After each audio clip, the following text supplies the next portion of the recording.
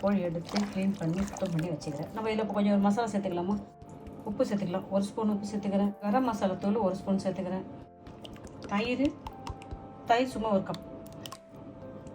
இஞ்சி பூண்டு paste 1 table spoon இஞ்சி பூண்டு பேஸ்ட்டு சேர்த்துக்கிறேன். சேர்த்து நம்ம பேஸ்ட் கலந்து வச்சுக்கலாமா?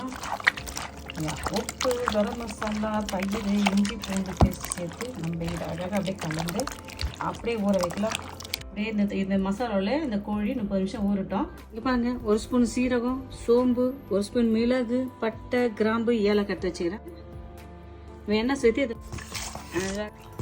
அப்படியே நல்லா பொரிட்டோம். வதங்குது. இது போட்டோன்னா உங்களுக்கு காரத்துக்கு எதாவது காஞ்ச மிளகாய் சேர்த்துங்க. நறுக்கி வச்ச ஒரு 2 பெரிய சைஸ் வெங்காயத்தை நம்ம இதை போட்டு வதக்கிக்கலாம். நறுக்கி வச்ச ஒரு வெங்காயம் அப்படியே வதக்கணும். நல்லா அழகாக பொன்னிறமே இதை அழகாக வதங்கிட்டோம். கொஞ்சம் பூண்டு நறுக்கி சேர்த்துக்கலாம். கொஞ்சம் இஞ்சி நறுக்கி சேர்த்துக்கலாம். கொஞ்சம் நறுக்கிய பூண்டு, நறுக்கிய இஞ்சி, நறுக்கிய வெங்காயத்தை போட்டு நம்ம அழகாக பொன்னிறமாக வதக்கிக்கலாம். வதங்குது. இது கூட நம்ம கொஞ்சம் கொத்தமல்லி தழை சேர்த்து நம்ம இதை கொஞ்சம் வதக்கலாம். சுத்தம் பண்ணி க்ளீன் பண்ணி கொண்டு வந்தால் பசலைக்கீரையை நம்ம இதில் சேர்த்துக்கலாம். பசலைக்கீரையை சேர்த்து அழகாக செஞ்சுக்கலாம். பசலைக்கீரையை போட்டு இந்த மசாலா கூட போட்டு நல்லா வதக்கி அரைச்சிடணும். பார்த்துட்டு நிறைய இருக்கும். இது வதங்கிச்சுன்னா ஒரு கைப்பிடி அளவு தான் இருக்கும். போதும். அது வதங்கின வரைக்கும் இது ஆறின பிறகு நம்ம மிக்ஸி ஜாரில் போட்டு அரைச்சி கொண்டு வந்தோம். இது ஆறிடுது. இதை நம்ம அரைக்கலாம். இது கூட நம்ம ஒரு கைப்பிடி முந்திரி பயிர் சேர்த்துக்கிறேன். இதை அரைச்சி கொண்டு வந்தோம். மிளகு, சீரகம், சோம்பு, ஒரு பிரிஞ்சி இலை எடுத்துக்கிறேன். 1/2 ஸ்பூன் மிளகு, 1/2 ஸ்பூன் சீரகம், 1/2 ஸ்பூன் சோம்பு, 2 இலை, கொஞ்சம் பட்டை எடுத்துக்கிறேன். போட்டு தாளிச்சிக்கலாம். அழகாக வதங்குது. கொஞ்சம் வெங்காயம் ஆட் பண்ணிக்கலாம். வெங்காயத்தை ஆட் பண்ணி அழகாக பொன்னிறமாக நம்ம வதக்கிக்கலாம். போட்ட வெங்காயம் நல்லா அழகாக வதங்கிடுச்சு. போட்டு இந்த கோழியை நம்ம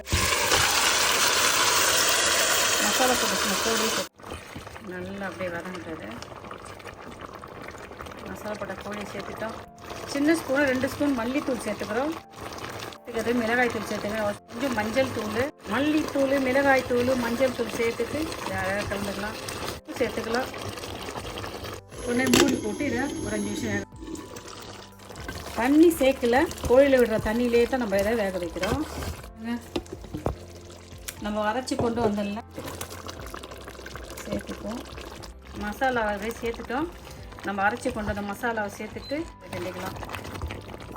பாருங்க, சூப்பராக இல்லை?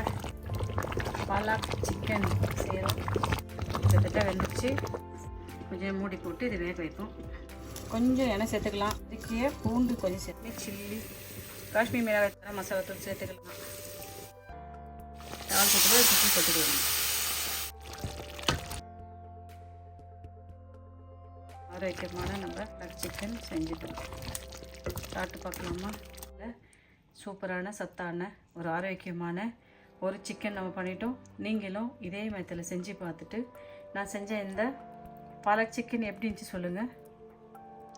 பாய். தேங்க்யூ.